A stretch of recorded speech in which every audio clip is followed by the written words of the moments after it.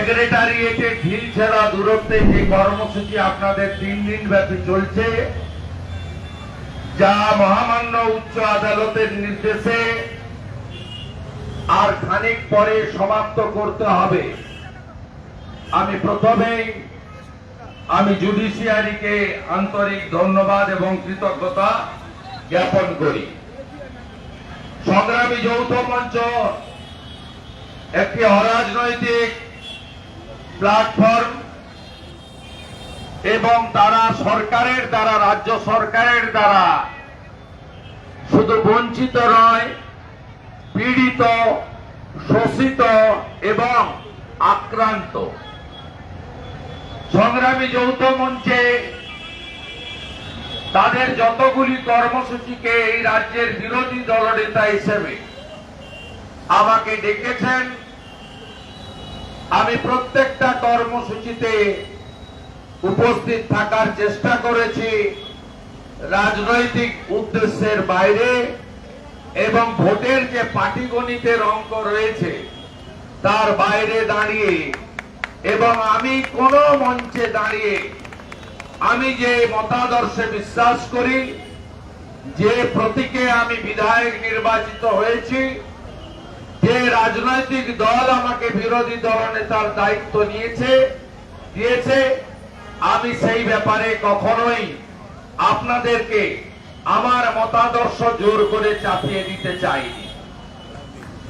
আমি মনে করেছি এই রাজ্যের বিরোধী দলনেতার ভূমিকা এটাই হওয়া উচিত, যারাই সরকারের দ্বারা আক্রান্ত, পীড়িত, শোষিত হবে, তিনি যে দলের হোক, যে ধর্মের হোক, যে বর্ণের হোক, তার ব্যক্তিগত পরিচিতি যাই হোক, তার পাশে রাজ্যের বিরোধী দলনেতাকে দাঁড়ানো উচিত। সেই কর্তব্য আমি পালন করে চলেছি।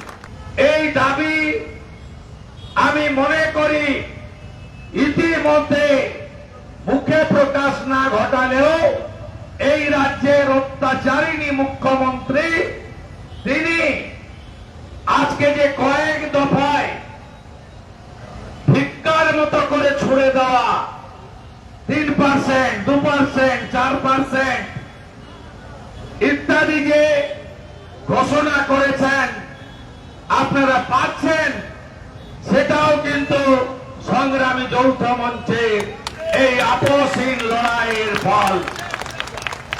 কারণ এই যে মুখ্যমন্ত্রী অত্যাচারিণী পরিবারবাদ, ভ্রষ্টাচার যার একমাত্র এজেন্ডা, এই মুখ্যমন্ত্রী বারে বারে বলেছেন 2015 সালে যখন পে স্কেল রিভিশনের জন্য কমিটি তৈরি হয় মাননীয় অভিরূপ সরকারের নেতৃত্বে, যে কমিটিকে ইচ্ছা করে বছরের পর বছর ডিলে করানো হয়েছে রিপোর্ট দিতে। আমি একটা সময় বর্তমান শাসক দলের কর্মচারী সংগঠন কিছুদিনের দেখার জন্য সৌভাগ্য হয়েছিল। আমি সেই সময়কালে মাননীয় মুখ্যমন্ত্রীকে বলেছিলাম যে আপনি 15 সালে পে স্কেল কেন আপনি কার্যকর করছেন না, কেন এরিয়ার দিচ্ছেন না, কেন কর্মচারীদের সঙ্গে এই ধরনের বৈমাতৃসুলভ আচরণ করছেন। উনি বলেছিলেন যে আমাকে ডক্টর অমিত মিত্র তদানীন্তন অর্থমন্ত্রী বলেছেন পে কমিশনের রিপোর্ট রেডি হয়নি, প্রস্তুত হয়নি। আমি বলেছিলাম আপনাকে মিথ্যে কথা বলা হয়েছে, আপনি ডাকুন অভিরূপ সরকার মহোদয়কে। ডাকেছিলেন ইনি, অভিরূপ বাবু বলেছিলেন আমার সামনে, আমাকে অর্থ দপ্তর বলেছে রিপোর্ট জমা দিতে না, কারণ অর্থ দপ্তরে টাকা নেই, 10,000 কোটি টাকা ইয়ারলি ইনভলভমেন্ট বাড়বে। সেই রিপোর্ট 19 সালে যখন লোকসভা নির্বাচনে তৃণমূলের ভরাডুবি হল, 18টা আসনে বিজেপি এবং 2টো আসনে কংগ্রেস জিতলো।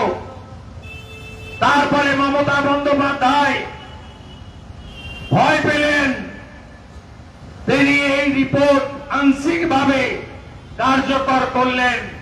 2020 সালের জানুয়ারি মাসে নতুন পে স্কেল রিভিশন হলো, কিন্তু আপনারা এরিয়ার পেলেন না। পেনশনারদের যে দাবি ছিল সেই দাবি পূরণ হলো না। ক্যাজুয়াল কন্ট্রাকচুয়াল সমকাজে সমবেতন তাদের দাবি ইগনোর করা হলো। অসম্পূর্ণ কিছুটা কার্যকর হলো, তাও 19-এর লোকসভা নির্বাচনে তৃণমূল কংগ্রেসের ভরাডুবি হওয়ার কারণে বাধ্য হয়ে তিনি ওইটুকু করলেন। তারপরে একাধিকবার বিধানসভার ফ্লোরে, সাংবাদিক সম্মেলনে, নবান্ন থেকে, রাস্তার মিটিং থেকে বারে বারে এই মুখ্যমন্ত্রী বলেছেন যে ডিএ কিছু হয় না, ডিএ বলে কিছু বিষয় নেই।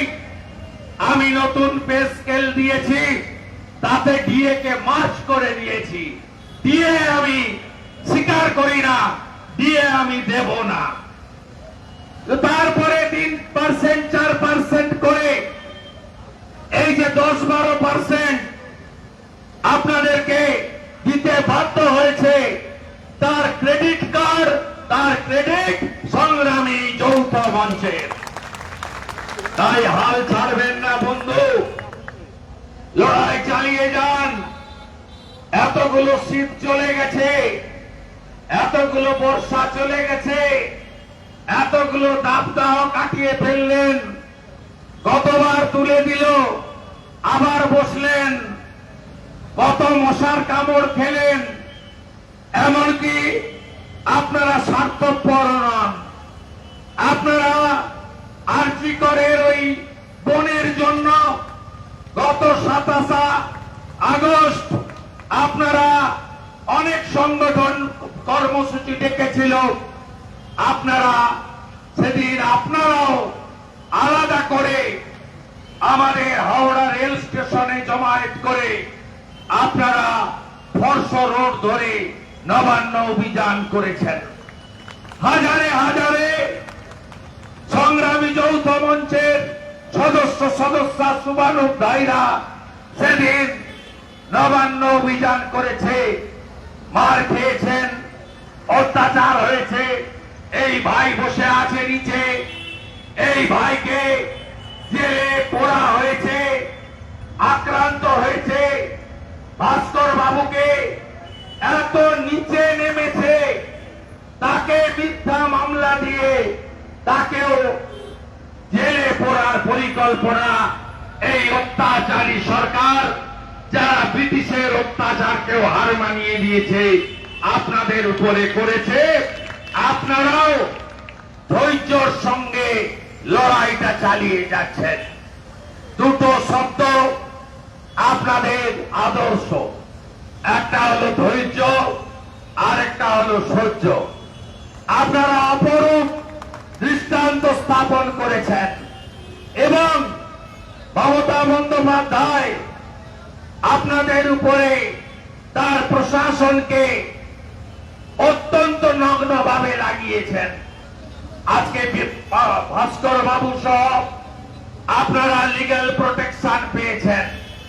আবার শুরু করেছিলাম হ্যাটসঅপ দিয়ে, রিগার্ড দিয়ে জুডিশিয়ারিকে।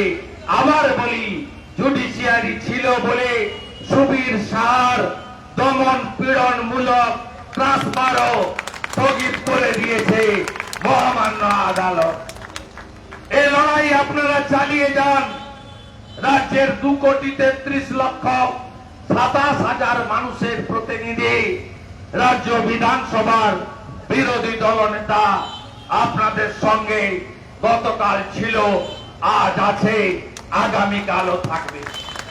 কিছুদিন আগে বিধানসভার উইন্টার সেশনে আমি যখন গ্রুপ ডি পেন্ডিং প্যানেল নিয়ে আওয়াজ তুলেছিলাম, সেদিন আমি আবারও বলেছিলাম স্যাট যেটা স্টেট অ্যাডমিনিস্ট্রেটিভ ট্রাইব্যুনাল, সেই স্যাটকে অসম্পূর্ণ রেখেছেন রাজ্যের মুখ্যমন্ত্রী।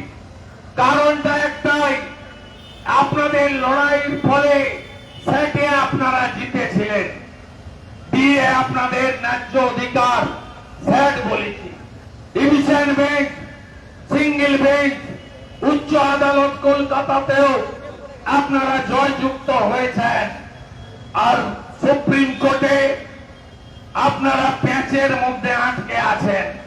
আমি বলি, অন্ধকার যত গাঢ় হবে সূর্য তত তাড়াতাড়ি উঠবে। কবিগুরু বলে গেছেন, অন্ধকারের পিছনেই আলো লুকিয়ে থাকে। আজকে সুপ্রিম কোর্টেও মহামান্য বর্তমান প্রধান বিচারপতির নেতৃত্বে যাতে আইনি প্রক্রিয়া সরল হয়, মামলা দ্রুত ওঠে, আপনারা সহ গোটা ভারতবর্ষের লোক বিচার পায়, তার জন্য ব্যবস্থা আপনারা দেখছেন। আমরা আশাবাদী। সম্প্রতি কর্ণাটক হাইকোর্ট একটা অর্ডার দিয়েছে গ্র্যাচুইটি নিয়ে, প্রভিডেন্ট ফান্ড নিয়ে, ডিএ নিয়ে। আমার বিশ্বাস এই মামলায় কোটি কোটি টাকা খরচ করে এই রাজ্য সরকার ডেটের পর ডেট ফেলতে পারে। আলটিমেটলি আপনাদের অধিকার, লফুল অধিকার কেড়ে নিতে তারা পারবে না। জয় আপনাদের দোরগোড়ায়। শুধু ঐক্যবদ্ধ থেকে আপনারা এই লড়াই চালিয়ে যাবেন, এই আশা করব। বাংলা হান্টের আরো খবর দেখতে নজর রাখুন। বাংলা খবর মানেই বাংলা হান্ট।